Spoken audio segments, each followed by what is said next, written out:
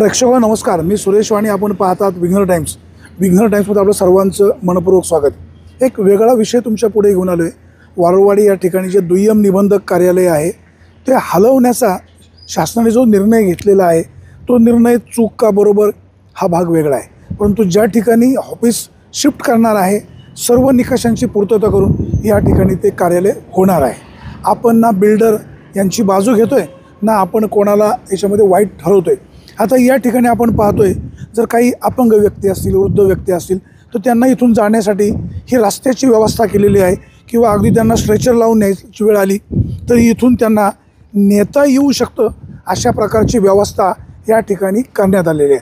अतिशय सुसज्ज नियोजनबद्ध इथं व्यवस्था केलेली आहे आणि प्रामुख्याने या ठिकाणी जी लोक येतील त्यांच्या पार्किंगची व्यवस्थासुद्धा करण्यात आलेली आहे. ही जी जागा उपलब्ध करून देण्यात आलेली आहे शासनाने सगळे निकष तपासलेले आहेत.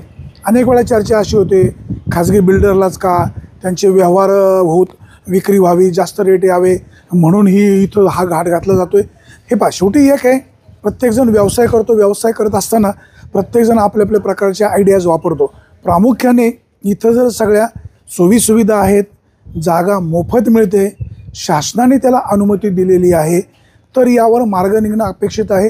वारुळवाडी या ठिकाणी जी जागा आहे ती कंजेस्टेड आहे.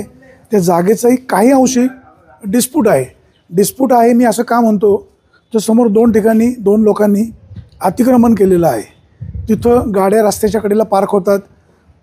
मागच्या बाजूला शौचालय नाही, मुतारी नाही, लोकांच्या पिण्याच्या पाण्याची गैरसोय आहे. लोक ज्या ठिकाणी दस्तावर सहाय्य करतात अगदी अप्रत्यक्षपणे जर आपण असं म्हणलं ना म्हणजे मेंढरांसारखी कोंबल्याचा प्रकार काही प्रमाणामध्ये होतो. या ठिकाणी जे शासनाने निर्णय घेतला आहे तो योग्य अयोग्य हा भाग वेगळा, परंतु जे निकष आहे ह्या निकषांची पूर्तता झालेली या ठिकाणी पाहायला मिळते. मी पुन्हा एकदा सांगतो, आपण ना बिल्डरची बाजू घेत ना वारुळवाडीकरांना विरोध करतो आहे. शासनाने हा निर्णय घेताना जर ह्या सगळ्या बाबी तपासल्या असतील आणि गेल्या काही महिन्यांपूर्वी हा जर निर्णय झाला असेल तर त्यावेळेला वारुळवाडीकरांनी किंवा संबंधित मंडळींनी आपलं मत का मांडलं नाही किंवा संबंधित विभागाने सुद्धा वारुळवाडीकरांचं म्हणणं का जाणून घेतलं नाही हाही प्रश्न आहे. सध्या वारुळवाडीला उपोषण सुरू आहे. हे कार्यालय इथंच राहावं अशा प्रकारची त्यांची मागणी आहे. त्यांची मागणी चुकीची आहे असं आपण म्हणायचं काही आपला अधिकार नाही, परंतु तिथं ज्या ज्या सोयीसुविधा आहेत त्या सोयीसुविधा अजिबात चांगल्या नाहीत. लोकांची गैरसोय होते, लोकांना मनस्ताप होतो आहे. या ठिकाणी यांनी जे कार्यालयाची व्यवस्था केलेली आहे या कार्यालयामध्ये योग्य प्रकारे प्रथमदर्शनी नियोजन पाहायला मिळतं. आता इथे पहा, इथं जर लोक बसली तर इथे बसायची व्यवस्था आहे. हा सगळा स्पेस मोकळा आहे. म्हणजे दुय्यम निबंधक कार्यालयामध्ये कशा प्रकारच्या सोयीसुविधा आहेत, काय कुठले कशाला डॉक्युमेंट काय लागतात याबाबतची माहिती इथं उपलब्ध होऊ शकते का जेणेकरून हा स्पेस इथं उपलब्ध आहे. इथं जर अचानक आग वगैरे लागली तर त्याचंसुद्धा नियोजन त्यांनी केलेलं आहे. मग असं सगळं असताना नेमका विरोध करण्याचं कारण काय हे त्यांना माहिती. आता सगळ्यात महत्त्वाचं म्हणजे हा जो पोर्शन आहे हा संपूर्ण पोर्शन अतिशय मोकळा आणि मोठा आहे. या पोर्शनमध्ये इथे जर भविष्यकाळात त्यांनी पत्रे वगैरे टाकले तो लोक इथंसुद्धा बसू शकतात. मग एवढं सगळं चांगलं असताना नेमकी अडचण कुठे येते बरं? एवढ्या उशिरा अडचण आहे असं सांगितलं जातं. याच्या पाठीमागं काही राजकीय वास आहे का ते सुद्धा पाहणं गरजेचं आहे. आता अनेक वेळा म्हटलं जातं की तालुक्याचे आमदार शरद सोनवणे हे बिल्डरची बाजू घेतात. आता जर वस्तुस्थिती खरी असेल तर तालुक्याच्या आमदारांनी बाजू घ्यायला हवी. त्याचबरोबर ते जे नागरिक आहेत त्यांची मागणी आहे, लोकांनी तुम्हाला निवडून दिले, तुम्ही त्यांचंसुद्धा म्हणणं नेमकं काय समजून घेतलं पाहिजे. आता हे जे ऑफिस आहे, आता आपण ऑफिसमध्ये प्रवेश केलेला आहे. अतिशय सुसज्ज भरपूर स्पेस असलेलं हे ठिकाण आहे.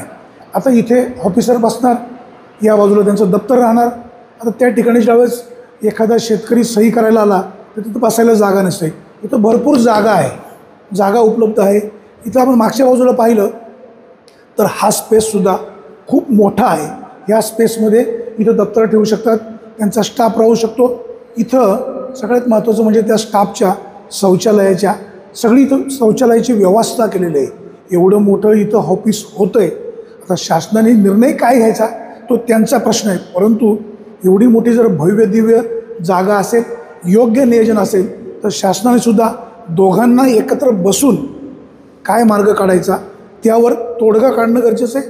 वारवाडीकरांचं म्हणणं असं आहे की आमच्याकडचं वन खात्याचं कार्यालय गेलं, आमच्याकडचं एक्साईजचं ऑफिस गेलं, एकमेव ऑफिस एकच राहिले. तुमची मागणी अवास्तव आहे असं म्हणणार नाही, परंतु तिथं ज्या गैरसोयी आहेत त्या आत्तापर्यंत लक्षात का आल्या नाही. दुसरं महत्त्वाचं म्हणजे ते जे आपण 6 गुंठे जागेचा दावा करतो आहे, तर त्या जागेवर जर संबंधित माणसाने बक्षीसपत्र करून दिलं असेल तर काही लोकांनी तिथं अतिक्रमण केलं आहे, तिथं लोकांची गैरसोय होते. त्या संदर्भामध्ये योग्य निर्णय आतापर्यंत का झाला नाही. बिल्डर, तालुक्याचे आमदार शरद सोनवणे, वारुवाडीकर या सगळ्या मंडळींनी एकत्र येऊन याबाबतचा योग्य निर्णय जर घेतला तर यातनं मार्ग निघू शकतो. वारुवाडीकरांनो, ही जागा योग्य अयोग्य, तुमची मागणी चूक बरोबर हे ठरवण्याचा अधिकार बातमीदार म्हणून मला अजिबात नाही, परंतु या ठिकाणी जी जागा उपलब्ध झालेली आहे ही जागा अतिशय सुसज्ज, सगळ्या सोयीयुक्त आहे. पुन्हा मी सांगतो आहे, आपण बिल्डरची बाजू घेत नाही. शासनाने जी जागा मंजूर केलेली आहे, जे निकष पाहिजेत त्या संपूर्ण निकषाची पूर्तता या ठिकाणी झालेली आहे. आणि जर याच्यामध्ये काही हेराफेरी झाली, नियमांचं उल्लंघन झालं तर संबंधितांवर कारवाईसुद्धा व्हायला हवी. तालुक्याचे आमदार शरद सोनवणे, आपणास विनंती आहे, लोक काही म्हणू द्या, तुमची भागीदारी आहे, बिल्डर तुमचा मित्र आहे, म्हणून विषय वेगळे आहेत. प्रश्न असा आहे, तुम्ही तालुक्याचे आमदार आहात, तुम्ही समन्वयाने यातनं मार्ग काढायला हवा. ज्यावेळेस बोरीच्या झाडाला फळ येतं लोक त्यालाच दगडी मारतात. तुम्ही तालुक्याचे आमदार आहेत, टीकाटिप्पणी तुमच्यावर होणार, परंतु सत्याला सामोरं गेलं पाहिजे.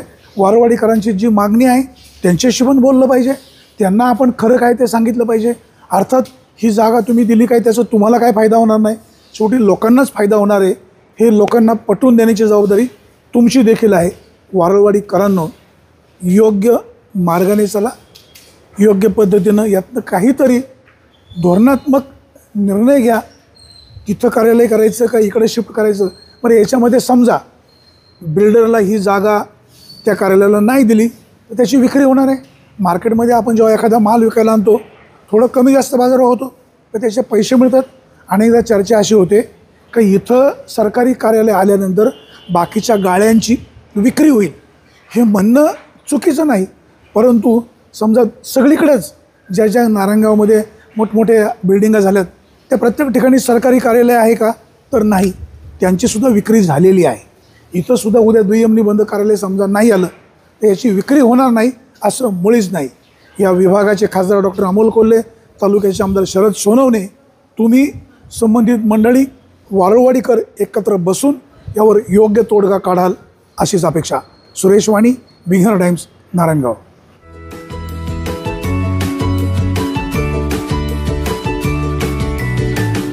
बातम्या शेतीच्या, बातम्या मातीच्या, बातम्या अन्यायाच्या, गुन्हेगारीच्या,